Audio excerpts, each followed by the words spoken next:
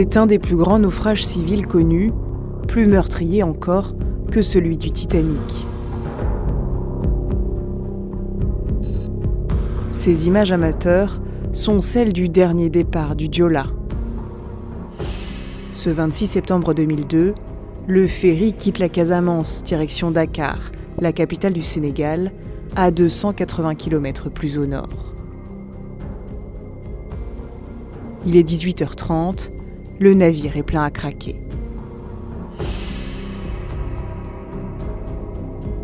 4 heures plus tard, le ferry se retournera totalement en 5 minutes, emportant avec lui la quasi-totalité des passagers. Parmi eux, des familles, des enfants, une équipe entière de jeunes footballeurs, des étudiants qui s'apprêtaient à faire leur entrée à l'université. Des 2000 personnes à bord, il n'y a que 64 survivants. Moins d'1 an plus tard, l'État sénégalais classe le dossier.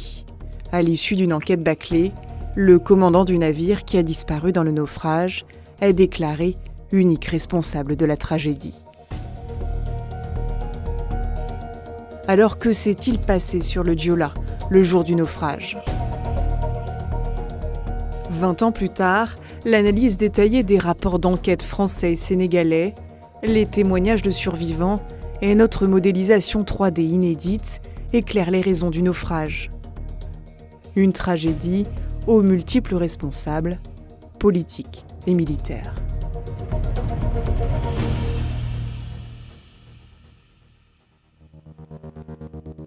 « 26 septembre 2002, le Joola fait escale à Carabane, direction Dakar. Le navire est surchargé. Ce n'est pas la première fois. Déjà en 1999, sur ces photos apparaissent 1700 soldats de retour d'opération. L'émission Thalassa avait pu filmer les conditions de transport de civils en 2001. C'est toute une vie qui est là, le Joola. Si vous voyez les gens, comment ils font quand le Joola est là, l'ambiance qui est là. Le bateau, le Joola, je l'avoue, ça fait partie de l'âme de l'économie du Sénégal. Long de presque 80 mètres, le Joola est un ferry construit pour transporter un maximum de 580 personnes. Le 26 septembre 2002, pourtant, selon le registre de bord, 809 billets ont été vendus. Voyagent aussi tous ceux qui ne paient pas, les enfants de moins de 5 ans, les militaires et leurs familles. En 3e classe, personne ne tient le compte précis des passagers. Résultat, ce jour-là, le Joola accueille au moins 1928 passagers, plus de 3 fois la jauge maximale. Le commandant et le chef d'exploitation, les 2 responsables du respect de la jauge, laissent faire. Le ferry est surchargé et en mauvais état. Ces documents du Bureau Veritas, une société européenne d'inspection et de certification, montrent que le bateau n'avait pas validé de visite de sécurité depuis 1991, les travaux d'entretien n'étant jamais effectués. Conséquence, en septembre 2000, le Joola subit un retrait de classe. Le Bureau Veritas ne garantit plus qu'il soit navigable.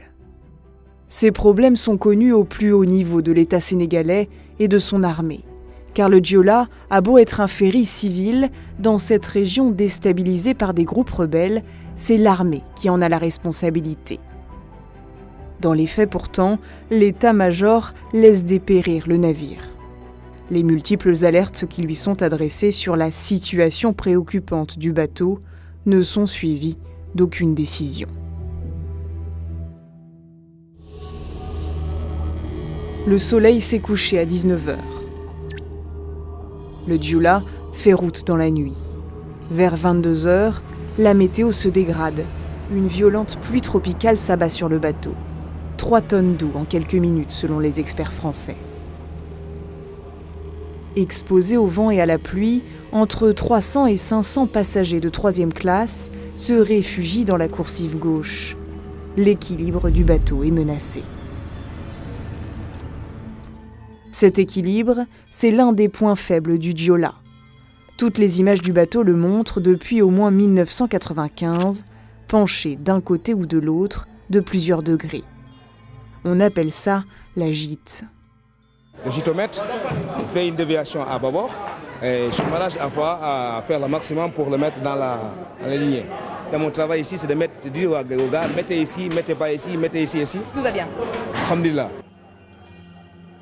Selon des experts maritimes français, cette gîte n'est pas forcément inquiétante car il est possible d'équilibrer le bateau en chargeant par exemple des tonnes de marchandises dans les cales. Sauf que le 26 septembre 2002, les cales du Joola sont vides. Quand il fait escale à Carabane, les images montrent que le bateau penche d'environ 10 degrés. Quand il reprend la mer, la gîte s'inverse, le Joola bascule à gauche. Il a été mal chargé.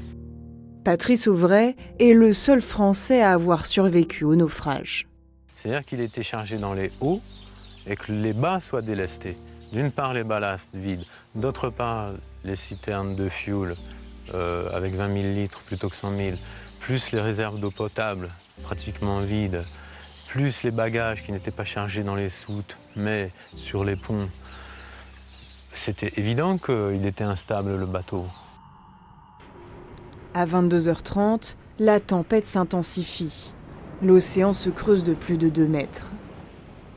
Pour maintenir leur équilibre, les bateaux jouent sur les réserves de liquide qui peuvent être remplies ou vidées en fonction des besoins. Mais ce jour-là, la réserve de combustible est remplie à 20% et les citernes d'eau douce à 40% selon l'enquête technique. Les experts français supposent, eux, que les ballasts des réservoirs d'eau de mer n'étaient pas pleins. En soute, les marchandises et les véhicules ne sont pas attachés. Ils glissent progressivement du côté gauche.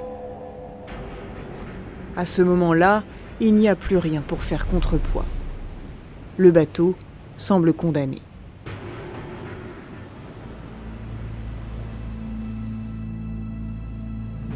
Issa Diarra, le commandant, aurait-il pu sauver le navire et ses passagers ?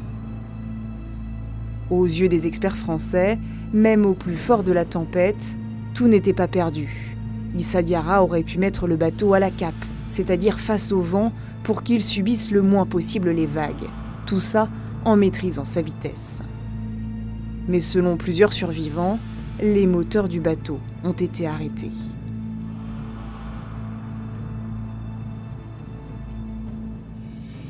Maître à bord, le commandant du Joola est-il pour autant le seul responsable ? Selon le rapport d'enquête français, le personnel du navire, y compris le commandant, n'avait pas suivi les formations jugées indispensables par les conventions internationales. Les experts pointent du doigt celui qui aurait dû s'en assurer, le chef d'état-major de la marine sénégalaise, Ousseynou Kambo. Non seulement il n'a pas pourvu à l'armement du Joola avec un équipage qualifié, mais en plus il a aggravé sa faiblesse, quand en mars 2001, il a supprimé le poste d'officier énergie. Toutes ces tâches se sont donc trouvées reportées directement à la charge du commandant. Mal formé, mal encadré, le personnel du Joola a accumulé les erreurs professionnelles. Des images sous-marines, réalisées le lendemain de la tragédie, montrent que malgré la grosse mer, la porte arrière du ferry a été laissée ouverte, tout comme plusieurs hublots. On aperçoit même ces manches à air, coincées dans des hublots pour faciliter l'aération. Vers 22h50, le Joola se situe à 30 km de la côte. Un coup de vent frappe le bateau. Il bascule à bâbord, à 10 degrés, puis 12. Quand les 20 degrés sont atteints, l'eau s'engouffre par les hublots. À 22 degrés, c'est le point de non-retour. Le navire se retourne brusquement. Il est 22h55.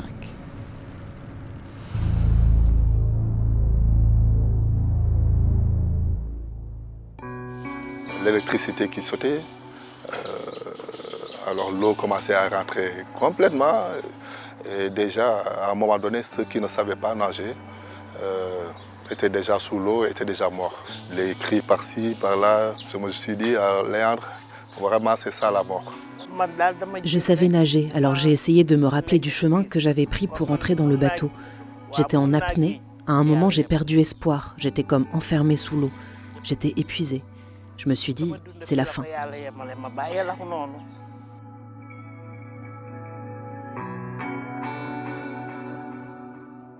La plupart des passagers sombrent en quelques minutes.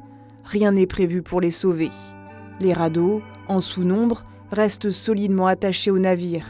Ils ont été sanglés pour éviter les vols. Et le système de largage automatique ne fonctionne plus. Dans le bateau, quelques dizaines de personnes respirent encore grâce à des poches d'air emprisonnées sous la coque. En collant l'oreille contre la coque, on entendait très très distinctement ce qui se passait, on pouvait même entendre parler. Et ça a duré toute la nuit. Toute la nuit.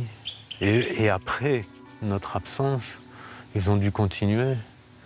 Je ne sais pas combien ils étaient, mais je peux dire il y avait des femmes, des hommes et des enfants.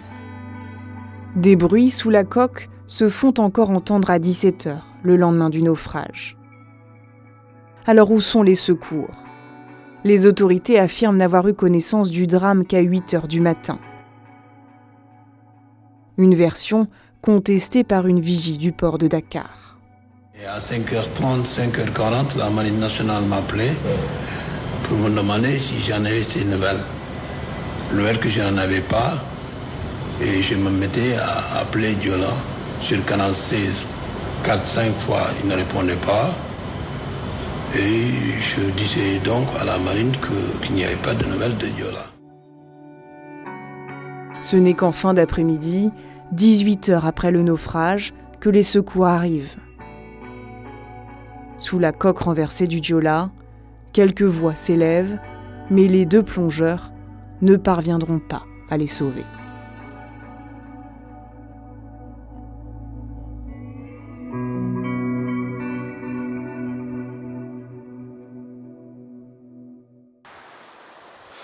Au Sénégal, aucun procès n'a eu lieu. En France, la justice a été saisie par des familles de victimes et en 2008, elle a émis 9 mandats d'arrêt internationaux contre des responsables sénégalais, dont la chef de gouvernement de l'époque et 2 ministres. Mais tous ont été annulés quelques mois plus tard pour ingérence dans les affaires sénégalaises. En justice, et malgré la peine des familles, l'affaire Diola s'est arrêtée là.